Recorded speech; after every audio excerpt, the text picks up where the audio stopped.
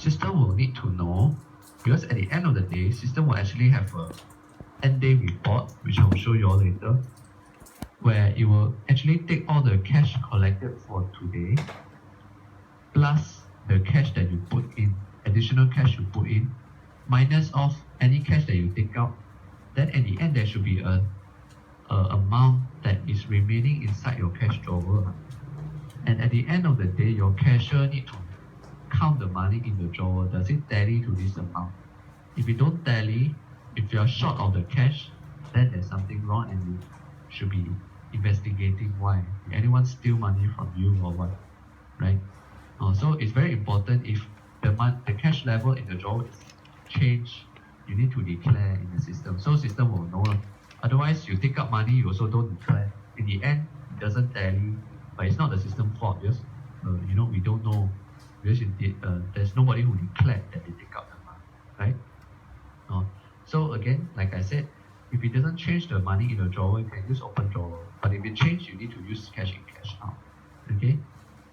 Right, and I will show you how it affects the end of the day, the reporting later on. How we will show the variance. Okay?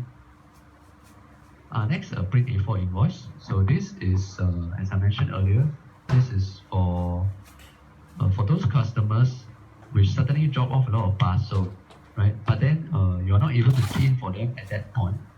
But that's okay. You get their email or get their WhatsApp, right? Then you just tell them, hey, you pass to me first, but now my shop very busy. No worries, by the end of today, I will key in everything. I will send you a soft copy invoice. Okay? So how do you do that? So let's say, for example, you've already keyed in this receipt. This receipt, at the end of the day, you key in. Because when customer come by, you were too busy. Okay, end of the day, you key in, you scan in the 2,000 parcels. Okay? So you open it on the screen. Then you can print A4 invoice. You click on it. So sometimes, right, okay, one scenario is what I mentioned just now. Your customer couldn't get the invoice and you couldn't key in the transaction for them. Then you can key in at the end of the day and you can send them soft copy invoice.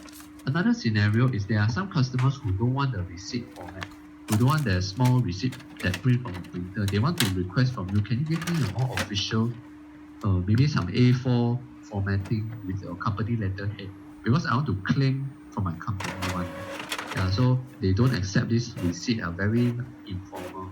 Okay, so for this kind of second scenario, you can also print an A4 invoice.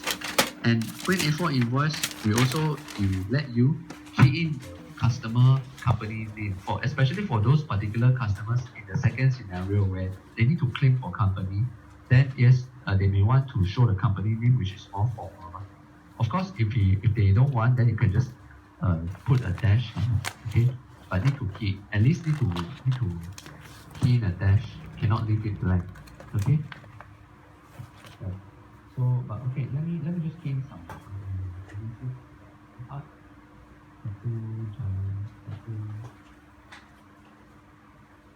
Okay. Let me show you what it looks like. Okay. So when you screen appear, you just click on the preview button at the bottom, preview. And this is what your A4 invoice got like. So if you've got key in your customer, company name and address, it will also show over here. And then of course it will show the item that they buy and also the tracking number if it is a courier item. Okay, the reference number, ref number is the tracking number. Okay, and at the bottom right, it will show the total amounts and also it will show your payment terms. For example, goods sold are not returnable, or please settle outstanding in 60 days or 30 days. Please bank into bank account, RHB bank.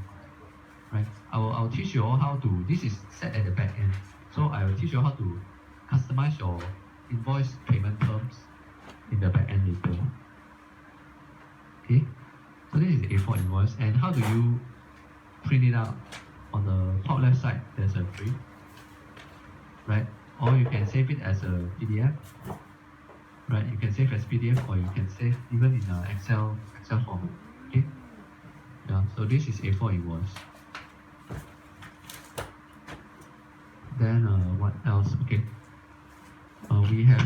item remark and bill remark. So, okay, item remark is to key in a remark under the particular item. Okay.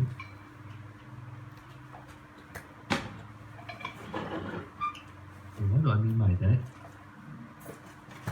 So for example, for the first item,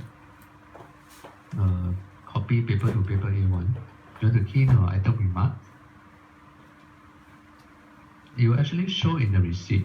You will bring it in the receipt. I will show you all later.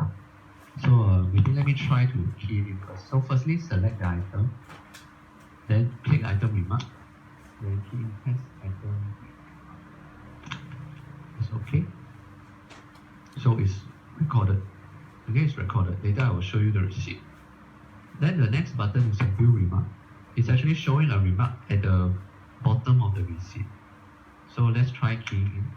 Test bill remark. Bill remark. Okay. Then we settle the receipt. Okay. Let's see what it looks like.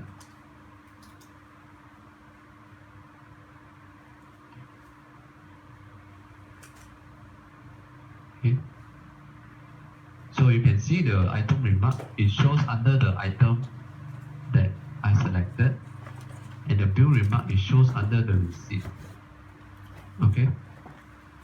So this is used by, I understand that some franchisees use it to just key in some additional remarks for their customer to refer or for themselves to refer. Okay. So this is item remark and bill remark. So next, I think let's cover the remaining buttons, all the remaining buttons in the right side. Okay, so new bill, we all know what it is. Okay, open a new receipt, right? Now what about whole bill? Okay, what about whole bill? So whole bill is used like this. Let me scan in some items first. Okay, so customer want to buy all these. Actually, this is not item, this is a photocopy. Yeah, so customer photocopy all this. So I need to pay this 16 ringgit. Then suddenly they look around in their wallet, they say that, hey, I don't have enough cash with me. So can wait for me for 5 minutes or 10 minutes and run off to the ATM, right? So of course you let them run off, but behind this guy there are like 10 other customers waiting. So it's not possible you wait for that person to come back. Maybe they say 10 minutes, but they gone missing for 1 hour, right? So what happens is that you will still need to proceed to the next customer to continue to help them with their transaction, to settle their transaction.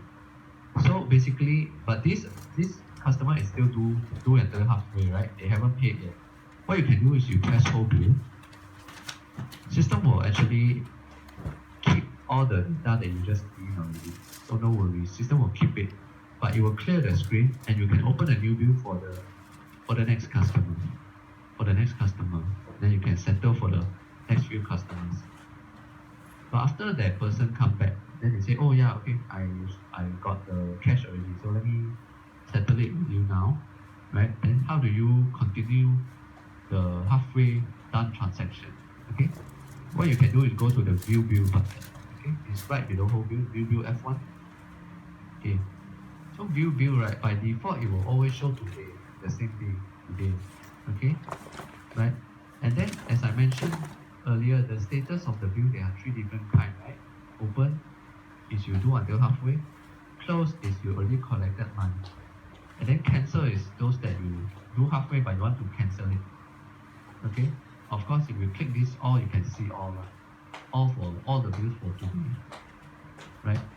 But for the customer that just came back, of course it should be under open, right? Because you do until halfway, double click, no, sorry about that, double click, and here you go. You can continue like normal, a total, you pay cash, right?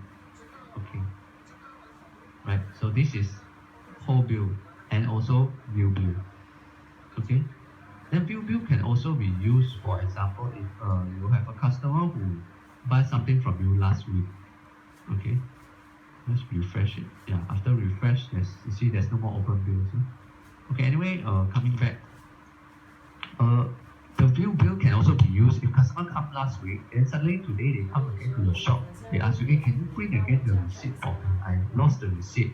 I want to keep it. I want to keep a copy of the receipt. Okay, so what you can do is that, of course, first thing you need to search out their record, their transaction. So you go to view bill. Then of course it's not today anymore, right? Then you choose, from last week, maybe 4th of October or 5th of October all the way until today, right? Then of course, since they have already made payment, right, it should be under this closed bill. If you go to open bill, of course you won't be able to search up, okay? Closed bill, right? Then if you are able to search, right? Okay, firstly, if the customer can provide you the bill number, you can search using the bill number like that. The receipt number, bill number, okay, 6918. Okay, right? Then what you can do is, after you found the receipt, let's say 6918, and customer requests to reprint the receipt for them, right? So you just double click, and what will happen is it will open up on your cashier main screen. Okay, then just to reprint, how do you reprint receipt? You just click the subtotal again, or you click the fast cash. If the bill is open, right, you click subtotal, right, you will open the collection, the payment screen, and to collect money from the customer. But this bill status is closed. So if you click subtotal, right, system will know that, oh, this one collected money already. Don't need to collect money again. So what will happen is, you press it, actually it will send a signal to print again the receipt, and that's it. It will not prompt for another second payment. Okay, so just click subtotal or click the fast cash. On a closed bill, it will reprint the receipt second time. Okay, right? Now, if some of you may ask, if customer can give the receipt number, then easy to find. But if cannot give, then how can I search? Let's say if customer come to my shop, right? Then they say, hey, I buy something from you last year, but what month I also forgot already. So can you imagine, 1st of January 2019 to 31st December 2019. If you have if your business is good, you may have a few thousand, even up to 10,000 receipt throughout the whole year. Then how are you able to find it? It's not so short list. You have to scroll down and down and down for thousands and thousands of records, right? So if they cannot even tell you roughly which day they came, and of course they forgot what's the receipt number, okay, then in that case we have an alternate way. We have another button called search by tracking number.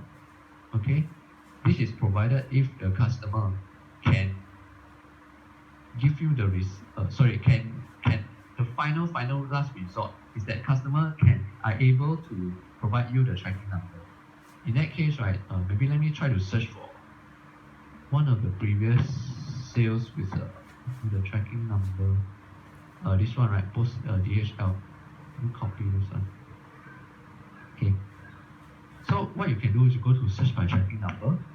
Either you key in or you scan the tracking number, enter, and yes, system is able to track up the receipt number. Double click, open, reprint the receipt. Okay, so that's the last resort. If even tracking number cannot or don't have the record, then unfortunately you still need to go to view to look for it. Or you just tell the customer it's impossible. Last year you had thousands of records, so unfortunately don't have enough information to find out, search out your receipt for you. Yeah, so sometimes it's just too difficult, right? If there's not enough information for the system to filter. Okay, right, so that's search by tracking number. And let's continue on the remaining few buttons. Product search I've covered already. Okay, now let's talk about product return. Okay, like I said earlier, right, product return is for closed bill, but customer suddenly say, hey, I don't want this anymore. Okay, because if it's open bill, you can still void the item before you continue to collect the remaining money. But closed bill is already, customer, maybe they buy 3 items, they pay for all 3 items. Then they say, hey, this third thing I don't want anymore, but your bill is closed. So if you try to go to